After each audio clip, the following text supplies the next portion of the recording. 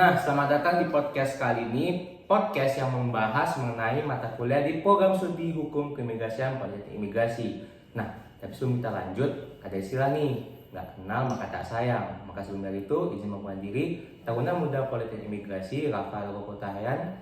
Saya Taruna Muda Politeknik Imigrasi, Wahyu Banjas Nadi. Saya Taruna Muda Politeknik Imigrasi, Rafael Hadam. Dan saya Taruni Muda Politeknik Imigrasi, Yasmin Nurami. Nah, pada podcast kali ini kita bakal mengupas satu topik dalam mata kuliah Hukum Administrasi Negara. Nah, topik kali ini tuh bakal menarik banget dan juga bakal menambah insight-insight baru buat kalian. Nah, terima kasih sebelumnya. Saya merupakan Taruna Muda di Politeknik Imigrasi yang dimana saya mendalami atau memiliki keinginan lebih untuk mempelajari mengenai kewenangan pemerintah dan bagaimana berjalannya proses pemerintahan tersebut. Nah, kemudian di beberapa rekan saya ini ada juga yang merupakan praktisi pemerintahan. Selamat datang Wahyu. Dan juga ada rekan saya yang merupakan seorang akademisi, yaitu Rafael Hadam.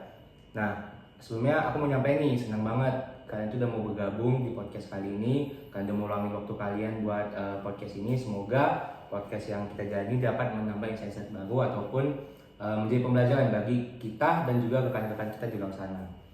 Nah, oke, kita mulai nih. Kalian bisa nggak sih ngejelasin sedikit mengenai apa yang dimaksud dengan tindakan dan kewenangan pemerintah dalam konteks hukum administrasi nih? Nah, jadi pada dasarnya tindakan pemerintah adalah segala aktivitas yang dilakukan oleh pemerintah dalam menjalankan fungsinya. Sedangkan kewenangan pemerintah merujuk pada hak atau kapasitas yang dimiliki oleh pemerintah untuk melakukan tindakan tertentu berdasarkan pada undang-undangnya kok. Oh gitu. Ada bisa jelasin lebih dalam lagi nggak sih? Nah, dalam praktiknya ini tuh sangat berkaitan dengan bagaimana pemerintah membuat keputusan atau kebijakan yang mempengaruhi masyarakat. Misalnya dalam perizinan, sanksi, hingga regulasi lainnya. Oke. Nah, kan sejalannya gue nonton berita nih, aku nonton berita, terus aku baca kawan juga pernah dengar istilah kayak good governance, pemerintahan yang baik. Sebenarnya dari sini pernah dengar nggak sih good governance itu pernah pasti kan? Ya, benar. Nah, aku pengen tahu nih beda lagi sebenarnya good governance atau pemerintahan yang baik itu apa sih, kayak asas-asas pemerintahan tersebut dibilang pemerintahan yang baik, bisa jelasin nggak?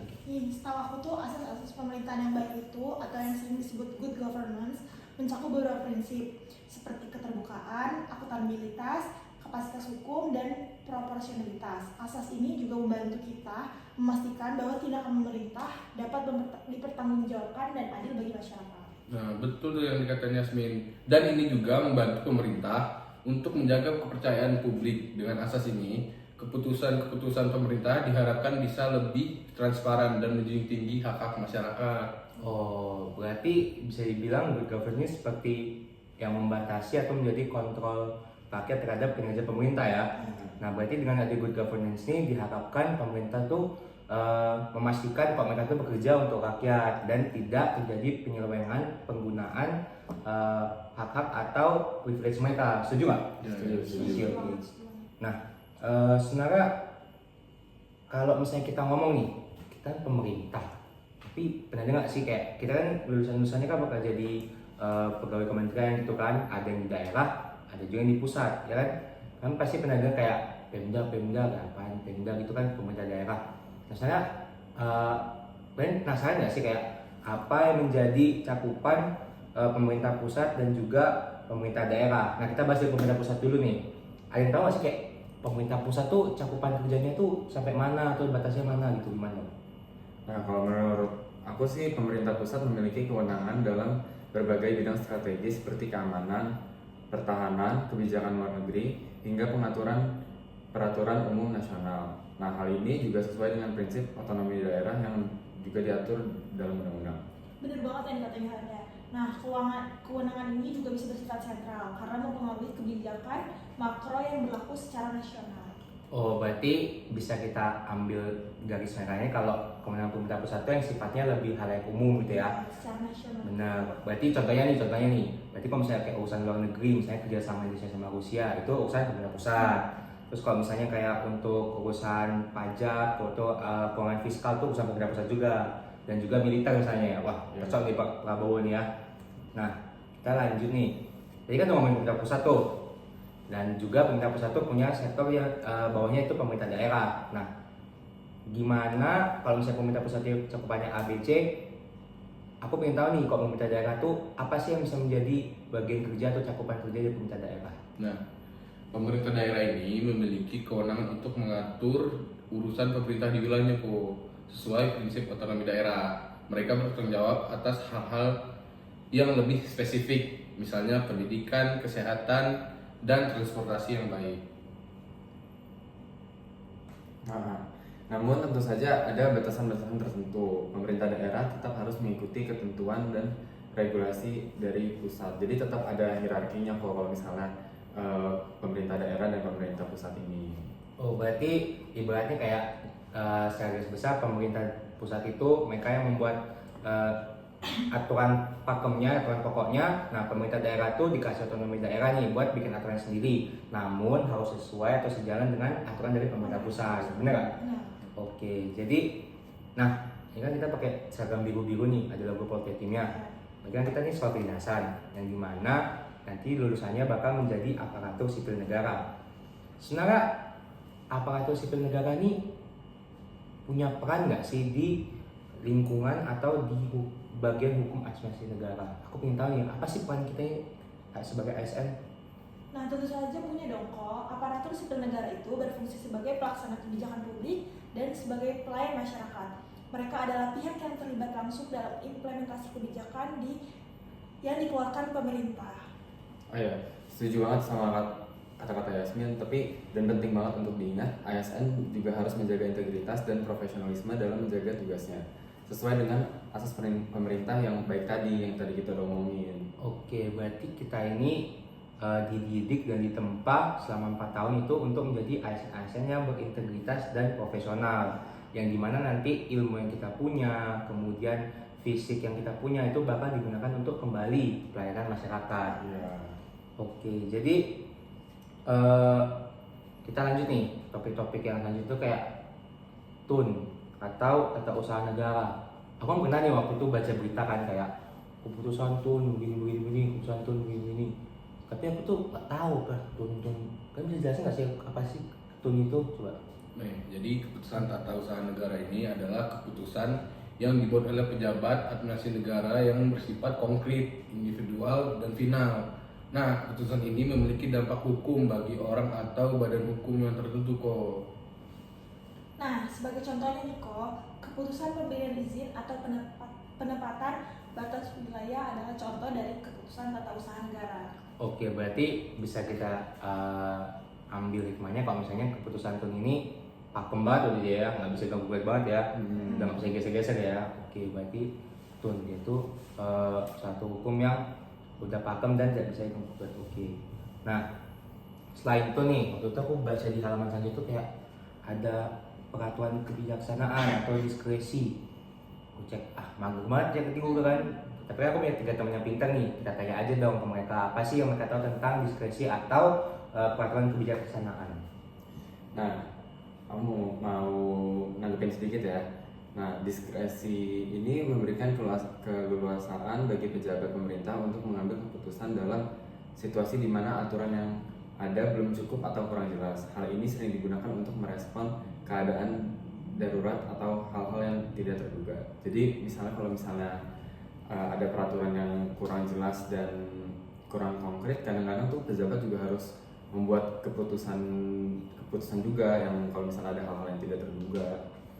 Nah, tapi diskresi harus digunakan dengan hati-hati kok, dan tetap sesuai dengan hukum yang berlaku. Oke, nah jadi penonton harus ngerti nih, pejabat itu mereka diberikan hak untuk membuat keputusan kalau misalnya ada suatu kejadian yang dasar hukumnya kurang jelas. Nah, kebijakan tersebut disebut diskresi. Tapi dalam melakukan diskresi, maka pejabat ini harus tetap mengedepankan profesionalisme, integritas, dan juga asas hukum serta asas pemerintahan terbaik. Sehingga apa? Diskresi yang dilakukan itu tidak menimbulkan penyelewengan dari privilege atau hak-hak yang dimiliki oleh pejabat pemerintah tersebut, sehingga setiap kebijakan yang dibuat akan kembali lagi untuk menguntungkan atau memakmurkan rakyat Indonesia. Nah, ngomong-ngomong nih, kalau misalnya pejabat itu mau melakukan sesuatu kan pasti ada perizinannya ya kan. Kita nih kalau misalnya mau kegiatan di luar kampus atau apa pasti ada perizinan. Dalam lingkup HAN itu ada yang bisa jelasin nggak sih perizinan itu seperti apa? Nah, kan tadi udah disebutin kan perizinan itu. Proses perizinan itu harus berdasarkan aturan yang jelas dan akuntabel. Misalnya, ada standar waktu penyelesaian dan syarat-syarat perizinannya itu harus dipenuhi. Nah, selain itu juga paling penting ya, perizinan itu juga harus transparan untuk menghindari penyalahgunaan wewenang. Jadi kita nggak ada yang boleh, perizinan itu harus transparan, maksudnya nggak boleh ada yang bohong-bohong gitu ya. Berarti perizinan ini kalau kita mau perizinan melakukan sesuatu, apalagi kiranya apakah negara kan pasti juga menggunakan dana yang merupakan hasil dari rakyat. Jadi kalau misalnya perizinan itu harus jelas, kemudian tercatat juga pasti ya, dokumennya jelas, kemudian kegiatan yang dilakukan itu harus sesuai atau sejalan dengan izin yang diizinkan. Dan saat kita masih jadi taruna kayak gini, sebenarnya kita juga udah mengimplementasi perizinan yang kayak gini ya, yang transparan untuk kegiatan luar kampus atau apa. Kadang-kadang juga kayak pakai fasilitas kampus kan harus izin gitu kan, Iya. ada olahraga, pakai audit ya kan. Nah, taruna ini kan identik dengan hidup yang penuh aturan, ya nggak sih, hidup yang tertata. Tapi ada satu kala, nggak bisa dipungkiri dong, kita juga manusia kan, remaja ya kan, pasti kita tuh melakukan kesalahan yang dimana pasti harus ada pertanggungjawabannya atau ada sanksinya. Nah, kan kita lagi ngomongin HAN ini. Kalau misalnya HAN itu kan ada perizinan, ada apa segala macam. Nah, kalau sanksinya gimana ya dalam konteks HAN ini, bisa jelasin lagi? Nah, kalau sanksi dalam hukum administrasi negara ini bisa berupa teguran, pencabutan izin, denda administratif, atau sanksi lainnya yang diatur dalam peraturan kok. Nah, ini tuh sebenarnya tujuannya tuh bagus banget ya. Tujuannya itu adalah untuk menjaga ketertiban umum dan mendisiplinkan warga yang melanggar ketentuan. Oh, berarti dalam melakukan aktivitasnya HAN ini tuh ada sanksi. Nah, sanksi ini tuh bisa menjadi kontrol ya bagi baik bagi hukum yang berlaku ataupun pelaksana hukum tersebut dalam menjalankan tugasnya. Nah, jadi sanksi ini bikin kita ini kerja lebih hati-hati ya nggak sih? Kerja sesuai SOP dan juga kerja sesuai prosedur supaya nggak kena sanksi. Sama lah seperti kita sekarang di dunia pendidikan juga Betul. ada yang ini juga. Setuju kan? Nah, ngomongin tadi waktu itu kan aku pernah nih ngantar keluargaku menghadiri sidang itu. Nah, sidangnya tuh kalau nggak salah bahasanya tuh peradilan tata usaha negara apalah gitu kan. Nah, aku pengen tahu deh, kayak pengen tahu lebih dalam sebenarnya. Kalian sendiri pernah dengar nggak sih peradilan tata usaha negara? Pernah nggak petun gitu? Pernah kan? Benar sih. Ada yang tahu nggak sih petun itu apa sih? Bingung deh aku. Iya, buat rokok yang belum tahu petun dan penonton yang nonton podcast ini, petun itu atau peradilan tata usaha negara adalah lembaga yang berwenang menangani sengketa antara masyarakat dengan pemerintah terkait semua keputusan administrasi negara. Nah, petun ini bisa menjadi mekanisme bagi warga negara untuk mendapatkan keadilan jika mereka merasa dirugikan oleh keputusan administratif. Nah, teman-teman yang merasa dirugikan nih sama negara atau pengen menuntut lah hak-haknya, bisa nih diajukan ke petun. Oh, berarti kalau misalnya untuk urusan administratif yang berkaitan administratif, masyarakat itu peradilan itu di petun berarti ya. Berarti beda antara administratif sama kalau misalnya hukum pidana. Kan kalau hukum pidana kan mereka ke pengadilan negeri ya kan. Di petun ini memang diciptakan khusus untuk mengurusi bagian yang bersifat administratif. Nah, jadi dari pembahasan kita ini kita sebelum masuk ke bagian tanya lebih dalam lagi ya. Aku belajar banyak banget nih di mana betapa pentingnya kedudukan dari hukum administratif negara. Apalagi kita di bagian keimigrasian kan, dimana kita tuh mencakup pelayanan publik, penegakan hukum. Nah, aku tuh ngeliat kalau misalnya hukum administratif negara itu sebegitu pentingnya kita jalankan. Nah, dimana hal itu mencakup mulai dari hal ini mengatur mulai dari kewenangan kita, kemudian mekanisme peradilan, kemudian juga gimana hal ini menjadi kontrol bagi kita untuk menjalankan tugas dan kewenangan kita. Nah, kalau kita lanjut nih, sebenarnya aku mau nanya, kalau misalnya kan kita bahas diskresi nih, aku penasaran nih, diskresi itu bisa nggak sih disalahgunain sama pemerintah? Misalnya kayak kita nih mungkin melakukan kesalahan baik sengaja atau nggak sengaja, sehingga kita menggunakan diskresi kita, menggunakan kewenangan kita, tapi itu salah punya kegunaan diskresinya. Bisa nggak sih? Dan kalau misalnya bisa, pasti dong ada cara untuk mengontrol supaya diskresi itu tetap terkontrol dan tidak terulangi lagi. Bisa nggak sih? Bagus banget nih pertanyaanku. Jadi diskresi memang memberikan kebebasan bagi pejabat untuk mengambil keputusan di luar peraturan yang ada. Tetapi tentu saja ada batasannya. Untuk mencegah penyalahgunaan diskresi harus digunakan sesuai dengan asas-asas pemerintahan yang baik, seperti asas kepentingan umum dan kepastian hukum. Selain itu juga kok adanya pengawasan yang baik dari internal pemerintah maupun dari masyarakat dan lembaga hukum. Jika ditemukan adanya penyalahgunaan ya kok, pejabat yang bersangkutan bisa diproses sesuai dengan aturan yang berlaku. Oke, berarti aku bisa nangkep kok misalnya cara untuk mengontrol diskresi ini dengan pemerintah itu bisa membuat lembaga sendiri yang bertujuan untuk mengawasi kinerja pemerintah itu sendiri, sehingga dalam melaksanakan tugasnya para pejabat itu nggak melakukan diskresi, dan bisa juga nggak kalau misalnya supaya bentuk pelayanan itu nggak turun kualitasnya ya kan. Nah, lanjutnya nih, kalau misalnya kita bedah lagi, kita kupas lagi urusan pusat, urusan daerah, itu sebenarnya perbedaan signifikan itu di mana, dan mungkin nggak sih kalau daerah itu bisa mencampuri atau bikin aturan yang nggak sesuai dengan aturan yang tertera di pusat. Jadi misalnya gini nih, peraturan pusat bikin aturan A, nah daerah itu tidak membuat aturan dari peraturan A tersebut, atau daerah membuat aturannya sendiri. Mungkin nggak itu terjadi? Nah, jadi kewenangan pemerintah pusat itu meliputi hal-hal yang sifatnya strategis dan berdampaknya nasional. Jadi berdampaknya itu lebih luas, nggak hanya di daerah tertentu. Nah, seperti keamanan dan pertahanan. Sementara kalau misalnya pemerintah di daerah itu lebih fokus pada pengelolaan hal-hal yang bersifat lokal seperti pendidikan dan kesehatan yang mungkin jangkauannya hanya di daerah tersebut. Misalnya hanya batas provinsi ya provinsi, batas kota ya kota gitu. Nah, namun pemerintah daerah tetap harus mengikuti kebijakan yang diatur oleh pusat. Tidak semua hal bisa diatur secara mandiri, dan ada sinergi yang tetap dijaga antara pusat dan daerah. Oh, berarti mau nggak mau hierarkinya harus tetap jalan ya. Harus tetap Jadi jalan. pemerintah pusat bikin A, kalau misalnya pemerintah daerah mau bikin A, B, A, C itu terserah mereka. Tapi mereka harus tetap ikut aturan pokok dari pemerintah pusat. Jadi pemerintahan ini juga sama dengan halnya dengan undang-undang ya. Jadi undang-undang juga harus mengikuti hierarki-hierarki yang ada di Indonesia ini. Jadi peraturan yang di bawahnya itu nggak boleh menyelewengin peraturan yang ada di atasnya. Berarti nggak cuma di kehidupan tahunan aja ada hierarki berarti ya, Iya. dan kehidupan sehari-hari juga dalam pelaksanaan hukum dan pemerintah juga ada hierarkinya ya. Nah, yang kita ngomongin petun nih, aku pengen tahu lebih dalam deh. Kalau misalnya gimana sih seorang itu dapat menggugat keputusan pemerintah yang dianggap merugikan melalui petun. Jadi misalnya gini nih, udah nih keputusan pemerintah. Nah, orang ini kayak merasa dirugikan gitu. Gimana caranya supaya dia itu bisa menggugat melalui PT UN ini?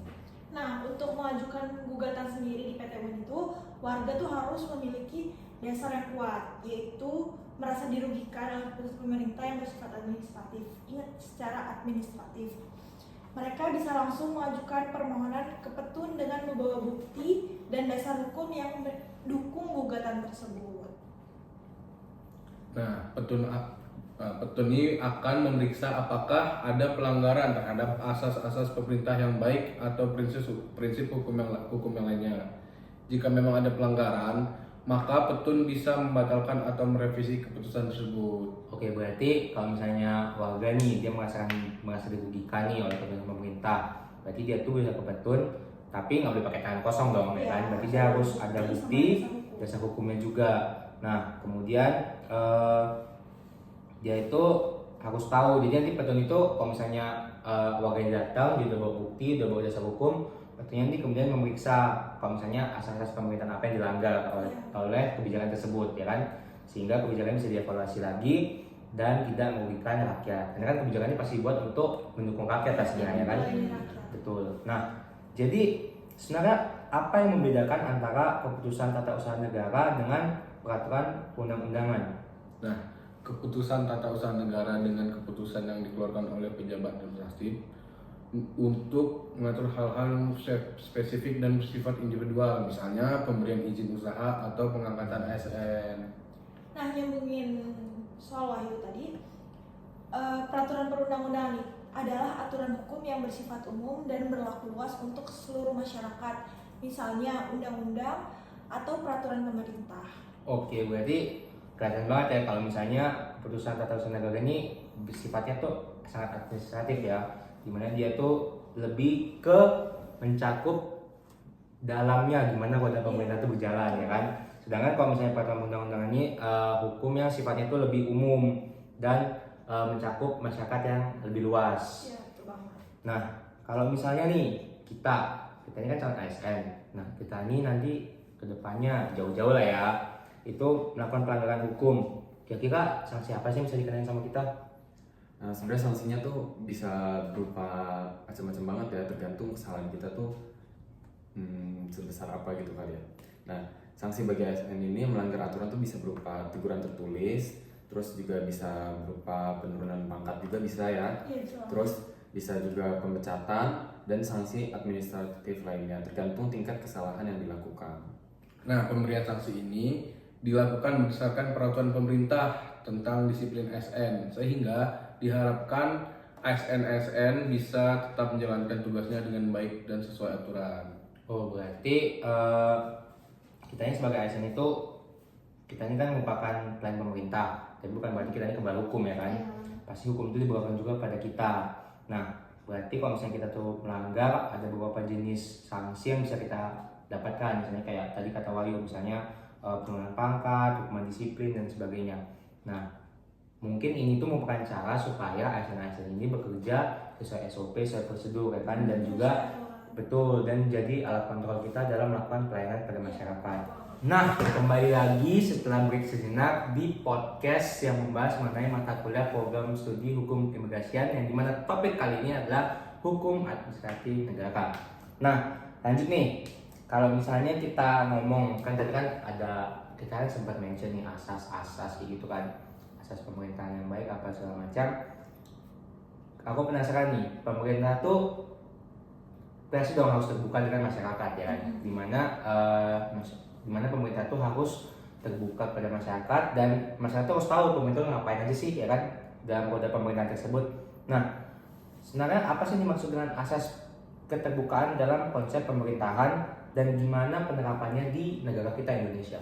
Nah, ngelanjutin materi yang tadi, asas keterbukaan berarti bahwa pemerintah itu harus transparan dan menjalankan tugasnya dalam membuat keputusan, sehingga masyarakat itu bisa mengetahui dan memahami tindakan pemerintah yang berdampak pada kita sebagai masyarakat. Nah, contohnya itu juga ada melalui akses publik terhadap informasi seperti yang diatur dalam Undang-Undang Keterbukaan Informasi Publik. Warga negara berhak untuk meminta informasi dari instansi pemerintah kecuali untuk hal-hal yang bersifatnya rahasia negara. Oh, berarti asas keterbukaan ini dapat ditunjukkan dengan gimana pemerintah itu memberikan akses informasi mengenai hal-hal apa saja yang pemerintah kerjakan, yang sudah ataupun yang sedang ataupun yang akan dikerjakan sama pemerintah, ya kan, sehingga masyarakat tuh tahu nih kalau misalnya dia merasa janggal atau merasa apa, masyarakat itu bisa melihat dan bisa mengevaluasi kinerja pemerintah. Nah, berarti asas keterbukaan ini juga bisa menjadi salah satu kontrol pemerintah dalam menjalankan tugas dan fungsinya, ya kan. Dan masyarakat juga harus lebih aware ya soal transparansi ini. Berarti kita ini sebagai masyarakat juga harus smart dong, ya kan. Jangan mau ikut-ikut aja sama pemerintah, kita harus melihat juga kinerja pemerintah. Nah, kalau kita ngomongin sanksi, tadi kan kita ngomongin sanksi itu merupakan ganjaran yang diberikan ketika kita melakukan pelanggaran, ya kan. Nah, sebenarnya sanksi ini apa sih bedanya sanksi kalau di hukum pidana sama sanksi dalam administrasi negara? Karena kita tahu nih, itu kan dua hal yang berbeda. Kalau pidana kan lebih ke perundang-undangan, sementara administrasi ini kan lebih ke berjalannya pada pemerintah tersebut. Apa beda sanksi dalam kedua aspek tersebut? Nah, sanksi dalam hukum pidana biasanya berupa hukuman yang lebih berat seperti penjara atau denda pidana dan ditujukan untuk pelanggaran yang merugikan masyarakat luas atau mengancam keamanan. Nah, dalam hukum administrasi negara, sanksi lebih kepada tindakan administratif seperti pencabutan izin, denda administratif, atau teguran yang bertujuan untuk menjaga ketertiban administratif. Nah, dalam hukum administrasi sendiri, sanksi itu juga memiliki sifat edukatif untuk mendidik warga negara agar mematuhi peraturan tanpa merugikan hak-hak mereka sebagai individu.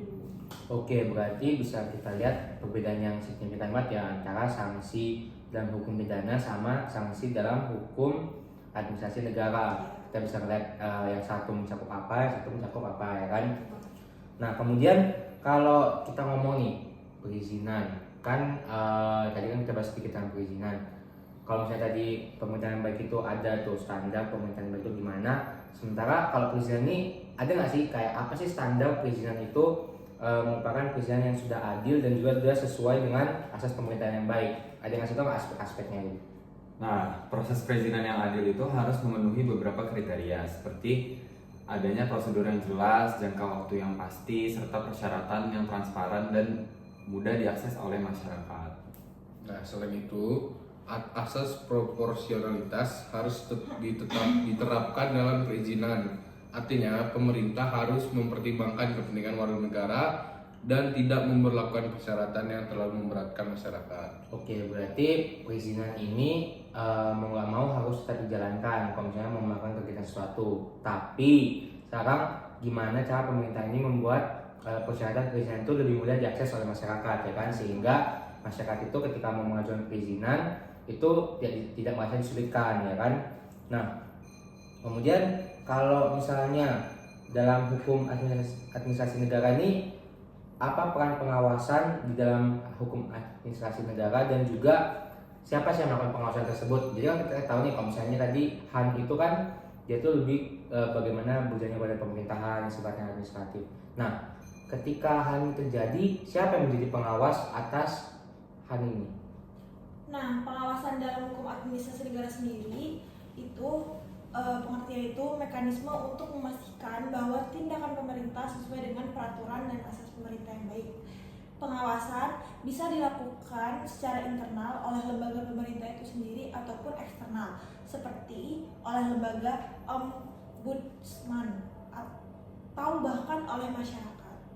Nah, pengawasan ini tuh penting banget agar tindakan pemerintah tetap berjalan sesuai aturan dan agar pejabat tidak menyalahgunakan kewenangan yang mereka miliki. Oke, berarti kita tahu kalau misalnya HAN ini itu pengawasannya itu bisa dilakukan oleh lembaga pemerintah itu sendiri atau misalnya dari pihak luar seperti ombudsman atau juga masyarakat. Nah, berarti kita tahu kalau misalnya HAN ini bekerja itu nggak bekerja sesuai mereka, ada juga mengawasi ya kan, sehingga mereka tuh pastinya lebih aware lah dengan hasil kinerja atau proses kinerja mereka.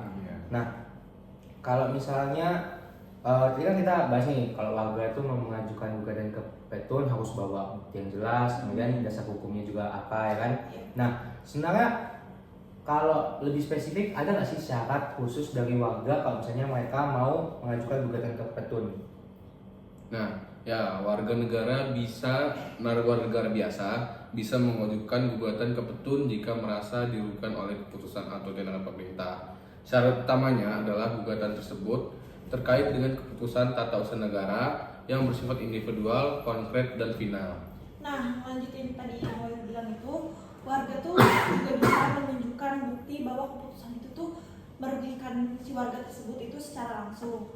Biasanya juga ada batas waktu pengajuan gugatan sekitar 90 hari setelah keputusan tersebut diterima oleh warga yang bersangkutan. Oke, berarti selain syarat-syarat yang tadi itu syarat utama dalam warga yang mau mengajukan gugatan ke PT UN itu adalah gugatan yang terkait itu harus merupakan keputusan tata usaha negara yang sifatnya individual, konkret atau final. Oke. Nah, kita lanjut lagi nih. apakah dalam peradilan tata usaha negara itu ada tahap mediasi atau penyelesaian di luar pengadilan? Jadi kan yang kita tahu nih, kalau misalnya nggak semua hal itu harus diselesaikan di pengadilan. Mungkin ada bisa cara-cara lain di luar pengadilan yang bisa menjadi solusi dari masalah tersebut. Kira-kira ada nggak kalau misalnya dalam konteks petun ini? Ya, menjawab pertanyaan rokok, dalam beberapa kasus petun juga mengupayakan banget mediasi untuk mencapai kesepakatan antara pihak yang menggugat dengan pihak pemerintah. Hal ini dilakukan agar sengketa bisa diselesaikan lebih cepat tanpa perlu proses pengadilan yang sangat panjang. Nah, mediasi ini biasanya efektif untuk kasus-kasus yang sederhana dan lebih mengutamakan solusi daripada memutuskan pihak mana yang salah atau benar. Betul banget. Oke, berarti kalau misalnya mau mediasi kita lihat cakupannya ya. Sebenarnya kasus ini sederhana atau kompleks. Kalau misalnya masih dalam ranah sederhana tuh bisa dapat dengan cara mediasi. Nah, kalau misalnya sudah lebih kompleks, sudah baru PTWN ini bekerja. Nah, kemudian kalau misalnya yang kita tahu PTWN ini kan juga mengupayakan mediasi untuk mencapai kesepakatan antara pihak menggugat dan pihak pemerintah. Jadi sebenarnya PTWN ini tetap pada tujuan utamanya, yaitu untuk sengketa itu bisa selesai lebih cepat tanpa proses pengadilan yang panjang. Jadi berarti PTWN ini hadir supaya proses pengadilan itu nggak bertele-tele ya, nggak.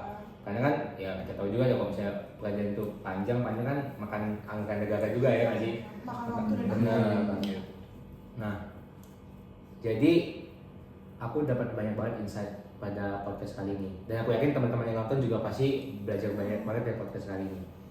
Semoga kedepannya kita bisa memahami lebih dalam lagi mengenai hukum administrasi negara dan bagaimana pengaplikasinya dalam kehidupan kita, khususnya kehidupan ketarunaan. Nah, sebenarnya aku mau ucapin terima kasih banget ya teman-teman udah mau luangin waktunya untuk diskusi bareng, untuk ngobrol bareng, dan semoga apa yang kita lakukan ini bisa menjadi informasi baru lah bagi teman-teman kita di luar sana. Betul banget. Nah, teman-teman, makasih banyak yang udah nonton. Aku harap podcast kali ini dapat menjadi insight baru atau menambah wawasan baru untuk teman-teman semua. Akhir kata, saya ucapkan terima kasih dan tunggu di episode podcast selanjutnya. Jangan lupa di like ya videonya.